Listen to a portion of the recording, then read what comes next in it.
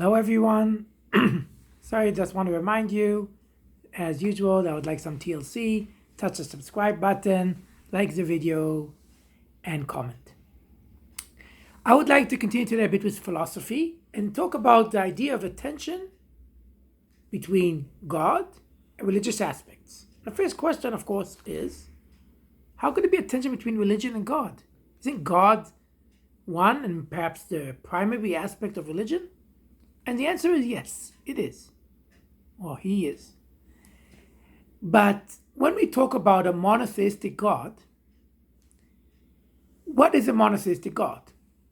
Monotheistic God is basically, whether it's the Israelite and later Jewish one, on the background of the pagan Canaanites, or the Christian one on the background of Greco-Roman polytheism, or the Muslim one on the background of pre-Muslim Arab idol worshipping.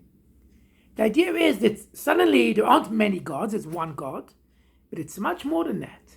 This one God is not born, he does not beget literally other gods, he does not die. He's supernatural. He's not just like us, but much stronger. He's not merely immortal. And in that way, it's not only that he naturally doesn't die, but you cannot kill him. But he's above nature. Okay? Again, like I said, he has no parents, he has no offspring, descendants, in the literal sense of the word. And once we get to a supernatural, we're not allowed to, we don't have a photo of him, a picture, right? Or a statue. That's a big part of the monotheistic idea. Already, the original first monotheism in Egypt, it lasted for about 16 years. Vachnaten. But certainly also later in the Israelite Jewish one, which influenced Christianity and Islam. And so the question is, how supernatural is he? To what level? So we have, actually within, on the background of the Greek polytheistic world, we have Plato's Symposium. Plato writes many books. One of the important ones is Symposium. And in Symposium he talks about, he tells a story, right? Socrates is sitting there with Plato and his other disciples in a symposium, and they discuss the idea of love, later known to be called platonic love, okay? Or the god of love, Eros. And the question is, what is love? Who is Eros, the god of love? And Socrates says, does Eros love everything that's beautiful, everything that's good? Does he want it? And when his students say, well, yes, he says, but wanting means I'm missing something. In English language, we can use the word wanting can mean wishing for or missing, not having. So if Eros wants what's beautiful and good, that means that he's not all beautiful and good. So which is it? Is he perfection and therefore he does not want or need anything outside of him to come in? Or is he not perfect? This lesson, by the way, Socrates did not invent. He learned this from a woman, prophetess known as Diotima. This line of thought influenced Neoplatonic philosophers and later medieval times Muslim and Jewish philosophers. I'll name one, for instance, Maimonides. Maimonides, a Jewish philosopher, and in the 12th century. And Maimonides says that we cannot describe God. We cannot say what God is. We can only say what he isn't. We could say about God is immortal, cannot die. We can say about God is infinite. He's not finite. He does not end. But any description of him, merciful, okay, loving, benevolent, it's approximation. It's describing to us people because we cannot fathom an idea of a God who is above all that. He's above any adjective one could use. He does not want or wish anything because that would be means he's missing something. And that is a God that many philosophers in different religions, certainly the monotheist religions, believed, and may perhaps believe till today. Of course, the problem with that is that if we're talking about a God that does not need or want anything, then isn't it true that the school of thought that says, yes, we believe in a God who created the world, but then he left the world and disappeared, isn't that perhaps a normal claim? Because if God doesn't want to wish anything, why are we doing anything for him? Why are we praying to him? Why do we worship him? Sacrifices.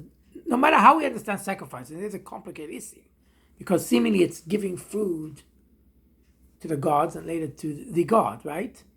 The Bible describes the idea that God enjoys the smell, the aroma of the sacrifices, of the offerings.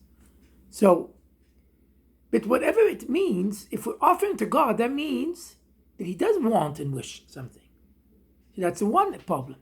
So, to some extent, if God is completely perfect, doesn't want to wish anything, seemingly there's no room for religion. And if religion is true, and God does want us to worship him, then perhaps that describes his non-perfect. Now, this issue that the perfection of God can actually influence other aspects, religious aspects, comes in different ways. Because even according to the theory that God created the world and then left it, God creating the world necessitates a couple of things. First of all, it seems to necessitate that he wants to create the world. Why did he want it? And he suddenly seems to wish it in a certain time. What happened? Did he change? Part of this idea is that God does not change. The other aspect comes among some mystics, including Jewish mysticism, Kabbalah, where they say God is everything. He's in the whole universe. God is everything. And in that case, there's no room, there's no void, there's no place to create the world, because he can't create within himself, seemingly. And then, for instance, in Kabbalah, there comes the idea of contraction, divine contraction. When God contracts himself to create some kind of void, small place, which they name Tiharu. And within that contraction, Tzimtzum in Hebrew, Tiharu is Judeo-Aramaic, he left room so he can create the world. So that's another aspect. Another one that also talks about if God, there's one God, and he's the only divine being, he's the only thing worshipful. So what is the room for angels and other divine beings? Well, one could say there is no room for them. But we should bear in mind that most of what we call monotheist religions do have a room for them, do have other divine beings. But it's furthermore because some of these divine beings are created to describe evil. Okay, demons, the devil, Satan, the angel of death, okay, Samael, Lucifer, which are, and of course they have their, in polytheistic religions, they have similar ideas, right? You have Hades, you have Sheol, we have other ideas of angels of hell, or gods of hell. But here, even in monotheistic religions, we seem to have angel of death. And why? That may be one way to explain evil, because again, we've described it in a different video, we have a problem with the origin of evil. If it comes from God, maybe perhaps it's not all good. If it comes from man, but God created man, is he responsible? And then we could still go into the whole idea if there's free will. Because if there's no free will and things are predetermined, there's predestination, it doesn't hope that man created evil. Because God knew that, and therefore God created man who would create evil. So some of the solutions seem to be that you have an evil force. The only problem with this is that the question that comes to mind is, does this evil force, okay, the devil, Satan, Lucifer, is he independent of God? Or is he, meaning he has free reign or not? So, because if he is not, if he's dependent on God, he's created by God, he's under God, God lets him, but then keeps him back. So we're back to the same problem. So God created him, and he reigns over evil, so God created evil. So if we're trying to make God not to be responsible for evil, that doesn't really seem to solve the problem. The only way would solve the problem if he has free reign. But the problem is, if Satan has free reign, how different is he than Hades? How different is he than Ahriman, okay, the god that balances Ahura Mazda in Zoroastrian, which typically is not considered a complete monotheistic religion. Meaning that if there's an angel of death that has power to fight God, so that's very similar to the religions that we call polytheistic or pagan, idol worshippers or heathens. Lots of names of some are derogatory. You know, in Mesopotamia they had Tiamat. She's an evil goddess. So of the water, of the deep. So what I wanted just to say in this video is this idea that the concept of God, if it's all powerful and above anything we can imagine, it's starting to impinge on the idea of religion, the idea of worshiping him. Then religion maybe perhaps becomes something that we do only for ourselves, not for God at all. But then why is that spiritual? I also eat for myself. I also make money for myself. How is worshiping God a much more divine idea if I'm doing it only for myself?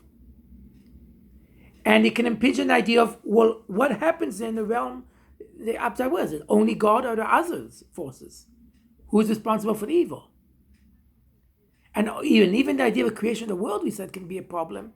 In as much as that, if we have the concept of God as everything, yeah, which the concept, spiritual concept we haven't seen. I think they have it 12-step programs like AA. They also talk about God is either everything or nothing. Okay, so if we have the idea of God is everything, how does there even room for a world for us in it?